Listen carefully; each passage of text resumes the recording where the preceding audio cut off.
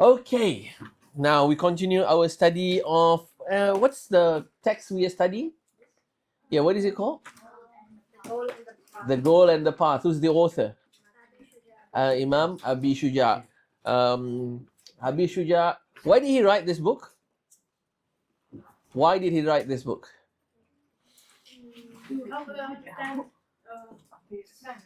It was in the, it's somewhere in the opening. We discussed this. His friends asked him. Yes? Read from the poem. Yes, Turban, go.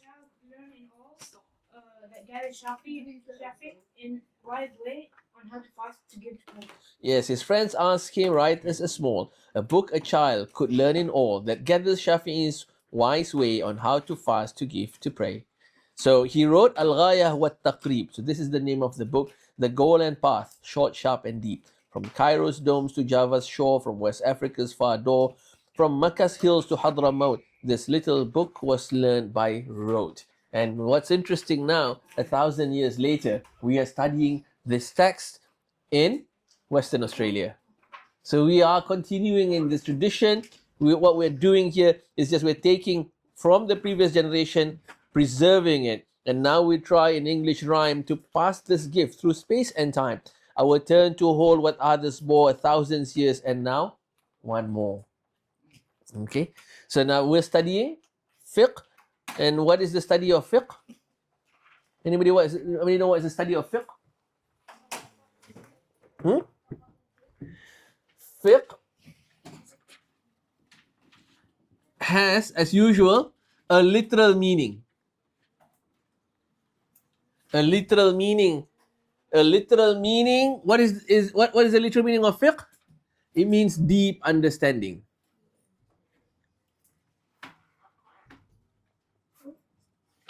But this is not what we are studying. We're not just studying. Yes. Yes. Sorry, I was just we're learning the technical meaning of it. What is the technical meaning of it? Technical meaning of fiqh is ma'rifatul ahkam syar'iyyah. It's the knowledge of the rules of the Sharia. All right, and the rules here relates to the af'alul mukallafin, the actions of mukallaf, of the mukallaf. I am not going to translate mukallaf. I want you to know the term mukallaf. What is the meaning of mukallaf? Yes? No, mukallaf is someone that is held responsible.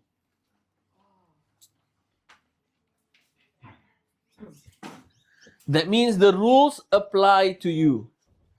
For instance, if you ride in a car, you guys can't drive yet. So your parents drive you. All right, your mother drives you, or sometimes your brother drives you. Yep. And you don't wear a seatbelt. All right, you don't wear a seatbelt.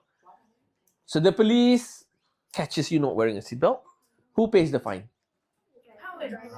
The driver. Why? They're responsible. Because you guys are underage and he is the responsible adult in the car. So you guys are not called mukallaf in that sense.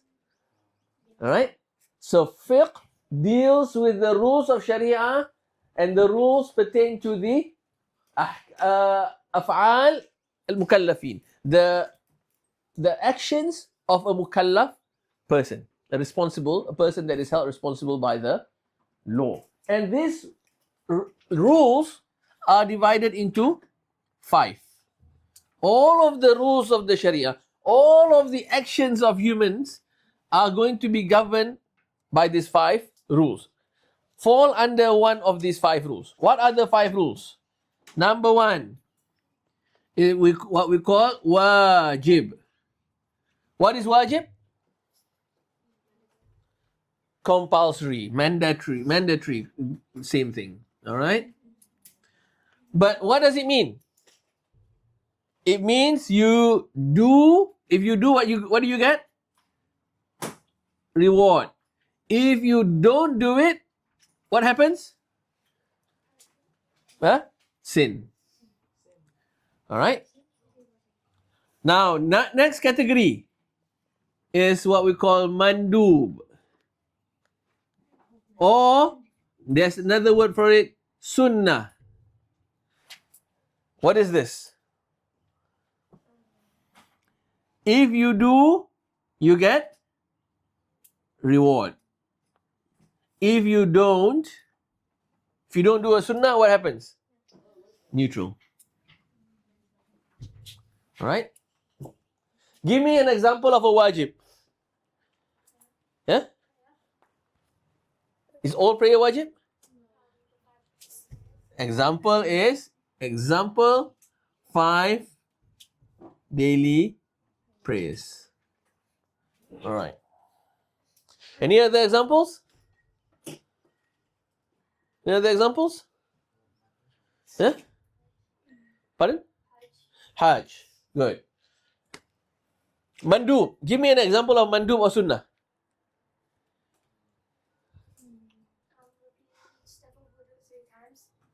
Alright, good. Example, wash 3 times during wudu. Good, that's an example. Alright, I need another example from someone other than reader. Good job, reader. Any other examples? Yes, Bob. 2 sunnah before salah, 2 raka'ah sunnah before salah. Any other example, girls? Ladies? It includes you hungry. Yeah? Can't think of anything sunnah? Volleyball? Can't think of anything? Has? Yes? Fasting on Mondays and Thursdays. Alright, yes? Showering on Fridays. Very good. Shower on Friday is... Why are you doing the yes? He was the one who answered it. Alright. No, because you shower on Fridays. And you don't shower on Mondays, Tuesday, Wednesday, Thursday, Saturday, Sunday. Oh, okay, but you do shower on Friday as well. Alright, okay. Alright. Yeah, it's sunnah. But now, if you didn't know that it's sunnah and you do it, do you get rewarded? No, because it requires intention. Now, next Friday, intend for it. Okay? Intent. Does it have to be in the morning? Huh? Does it have to be in the morning? Before Jum'ah. Yeah. It doesn't count. It's Friday. Yeah. If you do it the day before, then it's Thursday. Alright, then the third category is mubah. What is mubah? Mubah is do it neutral. You don't do it, also neutral. Alright, give me an example of something mubah. Drinking water, yes. Drinking water is mubah. I can choose to drink. Bismillahirrahmanirrahim. Or I can choose not to drink. It is mubah. Alright? Give me another example of mubah. Eating. You can choose to eat, or you can choose not to eat. Sleeping. Showering. Unless it's on Friday morning. Anything else mubah? Yes. Reader. I thought you're raising your pen means you raise your hands, no? Oh, okay. Give me another example of mubah. Reading a book. These are all... Yeah, sleeping. We've already answered sleeping. Breathing. But mubah can sometimes be wajib. When can mubah be wajib? When not doing it harms your life. Like eating. So not reading. Not drinking for 3 days. Not because there is no water, but because, because it's mubah, I don't want to do it. And then you go, but then Your parents come to you and say, Bob, drink. And Bob says, no, it's just mubah. It endangers your life. It becomes wajib. Mubah can also sometimes becomes haram. Huh? For instance, playing video games. What is it? In Minecraft, you can learn how to like build stuff. It is mubah, all right? But you play too much that you ignore prayers. Now it becomes haram. Okay. All right. So mubah. And then we have a fourth category, which is makruh. What is makruh? Dislike. You do, neutral. You don't, you get reward. If you do it, it's neutral. If you don't do it, you get rewarded. Can you give me an example of something that is makruh? Yes. Yep. In prayers. Yeah. Now, does that mean when you pray and you don't do it, you always get rewarded?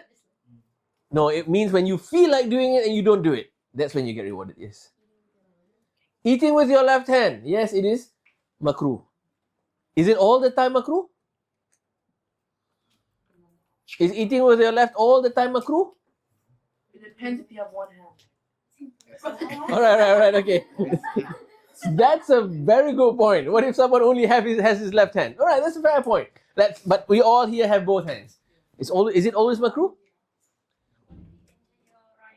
Huh? If you injure your right, none of us injure our right hand today, so is it always makruh? Not yet. Not yet. What happened to your right hand, by the way, Hungry? I sprained my thumb. Why did you sprain your thumb? Ah, you're trying to do handspring. Can you teach your best friend there how to do handsprings?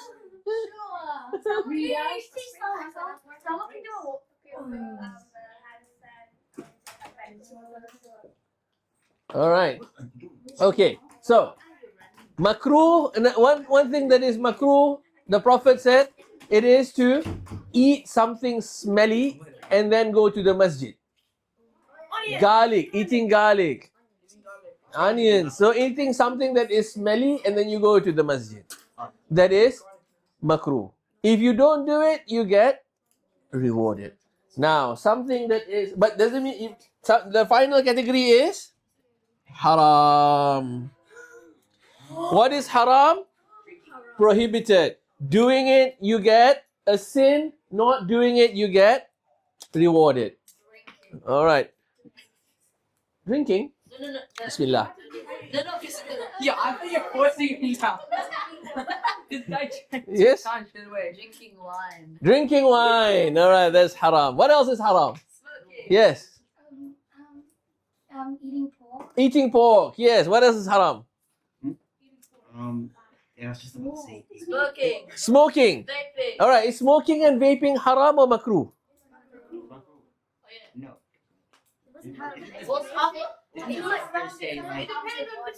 Or something. Huh? They just smoke but it's so Didn't the doctor say like it's good for like? So is it haram or is it makruh? It's It's makram. No. So, all right, okay. Now, let me show you. This is a very good example. Smoking is a very good example of how rulings of things can change based on time and circumstances. All right, yes, songwriter. All right, rulings of things can change based on time and circumstances. Smoking. Bad. Let's look at smoking. What does it cause? Does it smell bad? Does it make your breath smell bad? Yes, it makes your lungs bad. Smell bad. always smell like smoke. All right, okay. So wait, hang on. If your argument is based on smoking smells bad, will this be makruh or haram? Because you are making it to you are making an analogy of makruh with what is it? Garlic, right? Garlic smells bad, so it is makruh. But there's something else with smoking. Smoking doesn't just smell bad, but smoking also harms. All right. Now, what is the ruling of self-harming? Huh? Self-harming is haram. So because of that, then some of the scholars but when we look into smoking, historically, we do not know, doctors and medical professionals do not know with absolute certainty that smoking was bad for you. It just makes your lungs. Maybe like They thought it makes your breath smells bad, but it calms you down, it gives you, a bit of relaxation. It makes you Is that why people have vapes? But no, maybe it was like, only later on, it was only within this past century, 50 years or so ago, that it is conclusively proven that smoking causes cancer, lung cancer.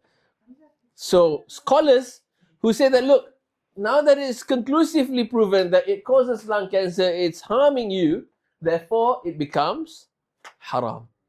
Before we knew of that effects, it was makruh. Now we know, the scholars changed their position. Yes. something also like that with coffee.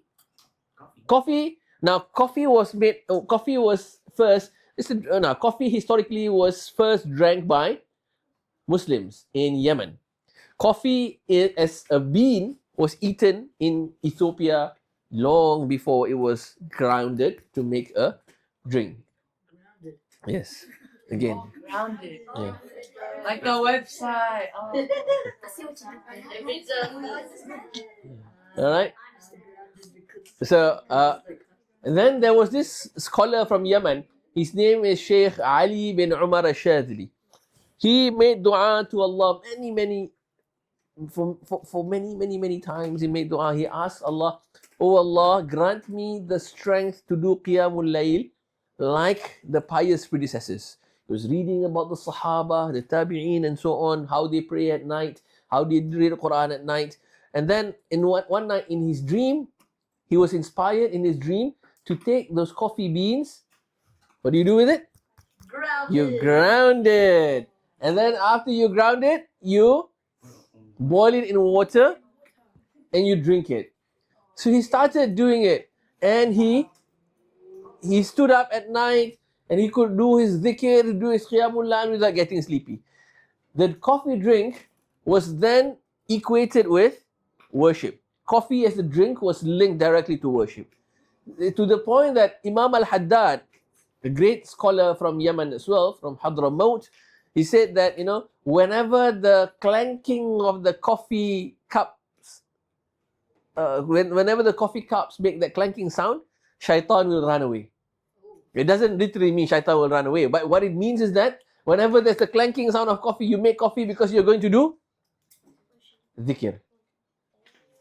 Coffee was always linked with dhikr. And then when coffee traveled beyond Yemen, it went to Mecca and so on. Some of the scholars, they saw these young people drinking coffee and then becoming so energetic, discussing so excitedly. They think, hang on, something is wrong with this drink. It alters the state of your mind. And what is coffee in Arabic? Qahwa. What is the meaning of qahwa? Original meaning. Qahwa is another word in Arabic for wine. Khamar is one word, qahwa is another word. So they said the name is qahwa, and then I see these youngsters when they drink qahwa, they actually behave differently, they talk more animated. Something is wrong with this drink. So they declared it haram. It was haram for quite a number of years, but it wasn't universally declared haram. Some of the scholars disagreed because they said it doesn't make you intoxicated. It just they invited the scholars that declare that coffee is haram over to the house of scholars that say coffee is not haram. They were discussing some heavy academic fiqh matters and they served coffee. Now these scholars that say coffee is haram, have they drank coffee before? No. So they start drinking. When they drank, suddenly they felt extra boost of energy. They can think clearly and so on, and said that they liked it. And they asked, what is this? And the scholars said, the other side of the scholars said, this is coffee. And they go like, what? Coffee? And they retracted. They said, okay, that in that case we are mistaken. This should not be haram.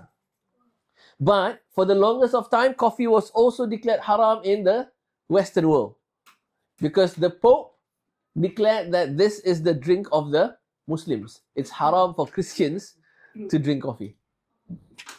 Yeah. But coffee then became the central point. A lot of human civilizational breakthrough, human political revolution started at coffee houses. They meet at coffee houses, they drink coffee, and they discuss and so on. Because the other way, a place that people would gather is at pubs. At pubs, you drink beer. You get intoxicated, you can't plan anything. But at cafes, coffee houses, you can start planning. So, all right, anyway, we digress so far to coffee. Anyway, so this is what we are studying. All right? And we are studying this. Everything in human action falls under either it is wajib, mandub, mubah, makruh, or haram. Which of these is the largest category? Which is the largest category? Has the most things. Mubah. Mubah has the most things. And in Islam, everything starts here. Al-aslu fil ashiya al-ibaha. The original state of thing is it is mubah.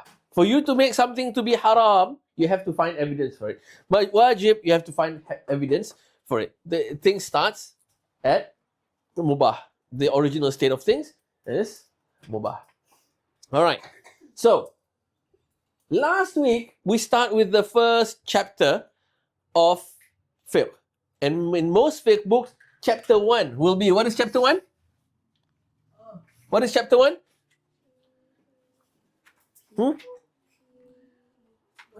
You can open it, no problem. Huh? Water comes under what chapter?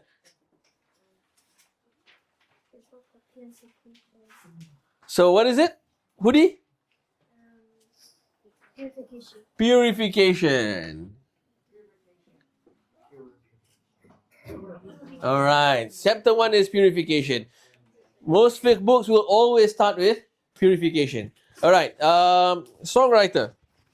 I want you to read the 7 waters. Here you go.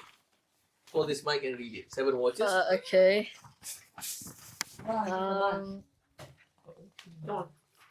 Là, c'est bon, on va l'autre. Okay. Yeah. Okay. The 7 waters.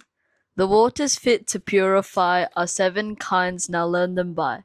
The rain that falls from clouds above, the rolling sea we've come to love.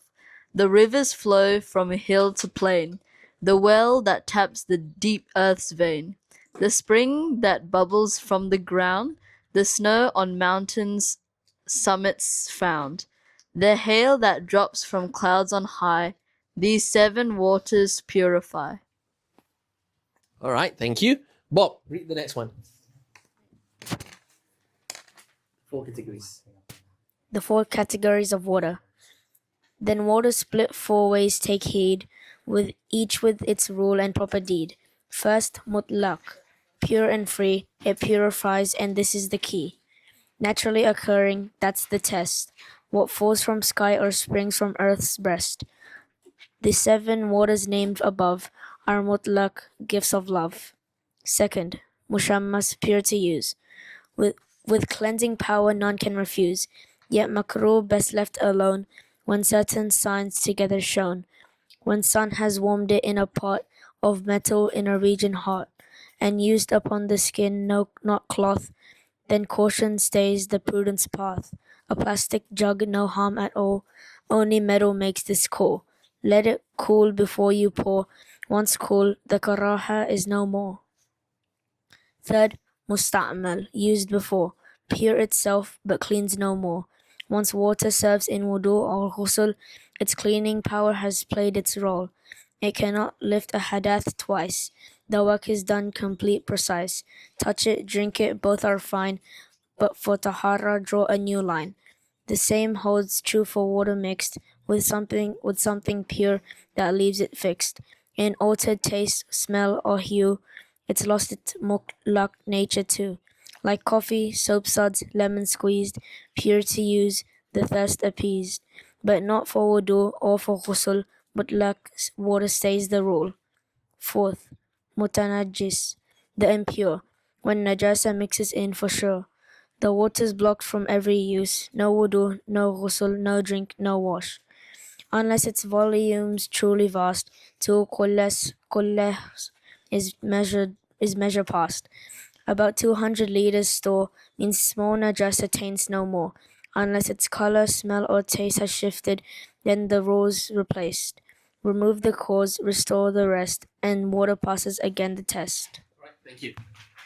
Okay, so this is what we've done last week. This is a revision from last week. How many types of water are there? 4. There are 4. And what are they? The types of water?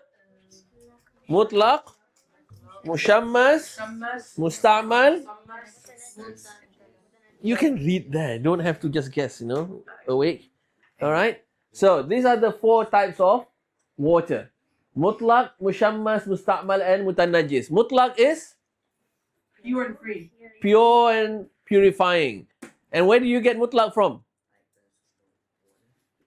Anything that comes from the sky or comes from the ground. So this is naturally occurring water. What's mushammas?